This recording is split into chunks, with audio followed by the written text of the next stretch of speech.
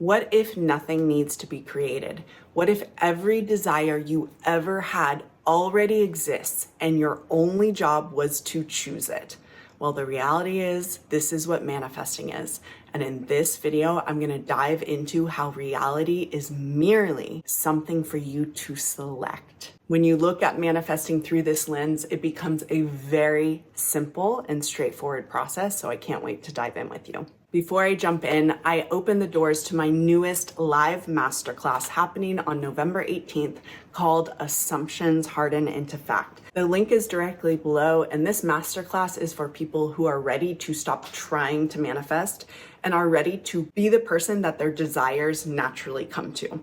Right now is early bird, so definitely check it out below, and I can't wait to dive into this process with you very deeply. So most people think about manifestation almost like a to-do list. They think to themselves, I need to manifest that, or I need to make that happen. And what they're not considering in this process is that creation is already finished. What this means is that every possible version of you already exists within your consciousness. So the version of you who is madly in love, the version of you who is wealthy, the version of you who has exquisite health, that version of you already exists. And your job as a manifester is simply to select that reality. And how do you select her?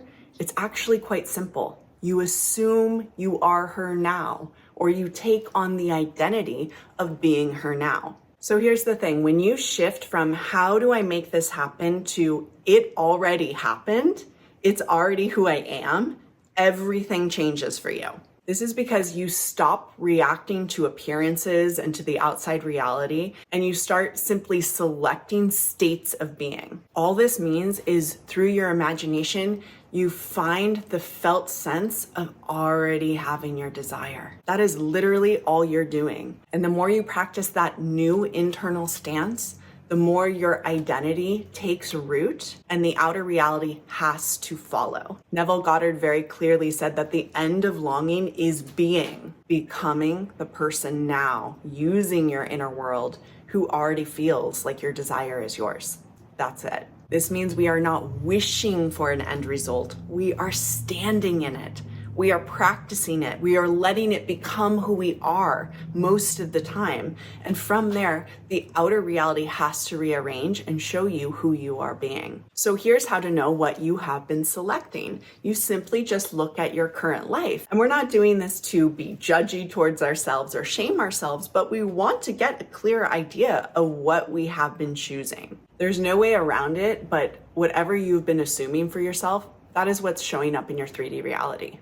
And until you change those assumptions by changing your identity, the 3D reality is not going to change either. The good news is you can always select again. You just have to use your mind, your imagination, to think about who you actually would be if your desire was done. Imagine the desire being fulfilled. What it should evoke for you is a sense of relief, perhaps a sense of excitement, perhaps a sense of calm. But the inner feeling state is going to feel good. The question for you to ponder today is, who are you choosing to be?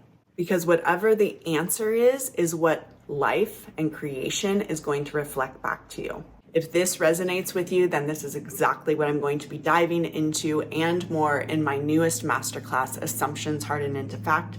Again, we go live on Tuesday, November 18th. I can't wait to do this work with you. Just click the link below to check it out, and I'll see you in there. If you want to learn the exact reason your manifestation collapses, what I talk about in this video is essentially what happens almost 100% of the time. So check that out. Thank you so much for being here with me. I love being here with you. I'll see you soon. Bye.